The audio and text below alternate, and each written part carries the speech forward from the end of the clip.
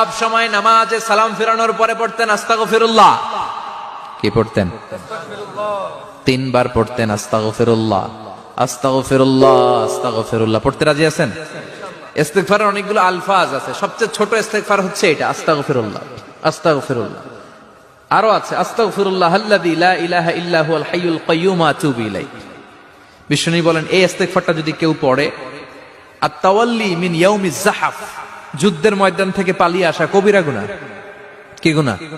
কাফেরদের সাথে যুদ্ধ। আমি তাগড়া যুবক, তলোয়ার নিয়ে নেমেছি, আমার দেহের এক ফোঁটা রক্ত থাকা পর্যন্ত আমি যুদ্ধ চালিয়ে যাব, আমি ফিরে আসতে পারবো না। আইনটা কার? ফিরে আসলে কবিরা গুনাহ। বিশ্বনবী বলেন যুদ্ধের ময়দান থেকে ফিরে এসেছে এরকম কবিরা গুনাহ অবলম্বনকারীও যদি আস্তাগফিরুল্লাহ আল্লাযী লা ইলাহা ইল্লা হুয়াল হাইয়ুল কাইয়্যুম ওয়া আতুবু ইলাইহি পড়ে, ওই কবিরা গুনাহকারীকেও ক্ষমা করে দিবে কে? পড়তে রাজি আছেন তো?